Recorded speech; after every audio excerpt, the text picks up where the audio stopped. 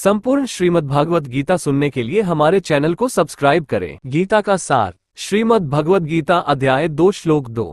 श्री भगवान उवाच कुत्स्त्वा कश्मलमिदं विश्वमे समुपस्थितम अनार्यजुष्टम स्वर्गम कीर्तिकर्म। अर्जुन, श्री भगवान ने कहा कि अर्जुन, तुम्हारे मन में ये कलमश आया कैसे? यह उस मनुष्य के लिए तनिक भी अनुकूल नहीं है जो जीवन के मूल्य को जानता हो। इससे उच्चलोक की नहीं अपितु अपयश की प्राप्ति होती है। तात्पर्य: श्री कृष्ण तथा भगवान अभिन्न है, इसलिए श्री कृष्ण को संपूर्ण गीता में भगवान ही कहा गया है। भगवान परम सत्य की पराकाष्ठा है। परम सत्य का बोध ज्ञान की 3 अवस्थाओं में होता है: ब्रह्म या निर्विशेष सर्वव्यापी चेतना, परमात्मा या भगवान का अंतर्यामी रूप जो समस्त जीवों के हृदय में है, तथा भगवान या श्री भगवान कृष्ण। श्रीमद् भागवत में 1.2.11 परम सत्य की यह धारणा इस प्रकार बताई गई है: वदन्ति तत्तत्त्वविदस्तत्त्वं यज्ञान्मद्वयम् भ्रमेति परमात्मेति भगवानेति शब्दयते। परम सत्य का ज्ञाता परम सत्य का अनुभव ज्ञान की 3 अवस्थाओं में करता है, और ये सब अवस्थाएं एक रूप है। ये ब्रह्म, परमात्मा तथा भगवान के रूप में व्यक्त की जाती हैं।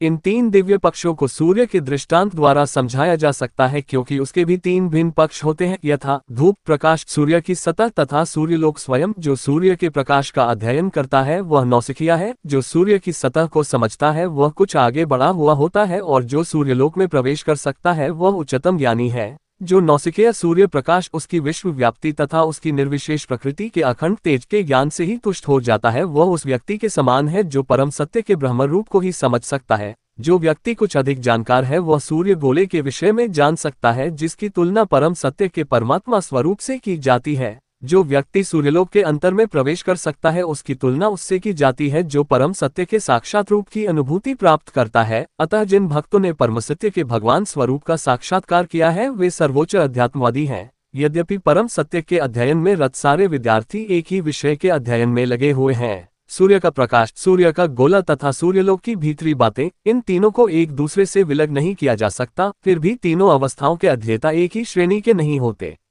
संस्कृत शब्द भगवान की व्याख्या व्यासदेव के पिता पराशर मुनि ने की है: समस्त धन, शक्ति, यश, सौंदर्य, ज्ञान तथा त्याग से युक्त परम पुरुष भगवान कहलाता है। ऐसे अनेक व्यक्ति हैं जो अत्यंत धनी हैं, अत्यंत शक्तिमान हैं, अत्यंत सुंदर हैं और अत्यंत विख्यात, विद्वान तथा विरक्त भी हैं, किंतु कोई साधिकार यह नहीं कह सकता कि उसके पास सारा धन, शक्ति आदि है। एकमात्र कृष्ण ही ऐसा दावा कर सकते हैं, क्योंकि वे भगवान हैं। ब्रह्मा, शिव या नारायण सहित कोई भी जीव कृष्ण के समान पूर्ण ऐश्वर्यवान नहीं है। अतः ब्रह्म संहिता में स्वयं ब्रह्मा जी का निर्णय है कि श्री कृष्ण स्वयं भगवान है, न तो कोई उनके तुल्य है न उनसे बढ़कर है। वे आदि स्वामी या भगवान हैं, गोविंद रूप में जाने जाते हैं और समस्त कारणों के परम कारण हैं। ईश्वर परम कृष्ण सच्चिदानंद विग्रह अनादिरादिर गोविंद सर्व कारण कारणम। ऐसे अनेक पुरुष हैं जो भगवान के गुणों से युक्त हैं, किंतु कृष्ण परम है क्योंकि उनसे बढ़कर कोई नहीं है। वे परम पुरुष हैं और उनका शरीर सच्चिदानंदमय है। वे आदि भगवान गोविंद है और समस्त कारणों के कारण हैं। ब्रह्म संहिता 5.1।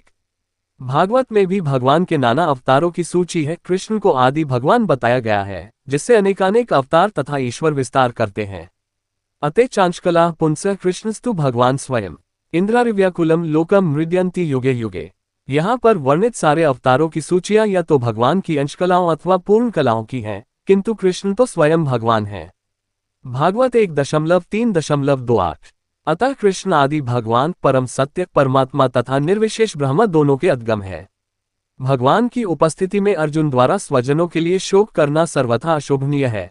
अतः कृष्ण ने कुतः शब्द से अपना आश्चर्य व्यक्त किया है। आर्य जैसी सभ्य जाति के किसी व्यक्ति से ऐसी मलिनता की उम्मीद नहीं की जाती। आर्य शब्द उन व्यक्तियों पर लागू होता है जो जीवन के मूल्य को जानते हैं और जिनकी सभ्यता आत्म साक्षात्कार पर निर्भर करती है। देहात्म बुद्धि से प्रेरित मनुष्यों को ये ज्ञान नहीं रहता कि जीवन का उद्देश्य परम सत्य, विष्णु या भगवान का साक्षात्कार है। वे तो भौतिक जगत के बाह्य स्वरूप से मोहित हो जाते हैं।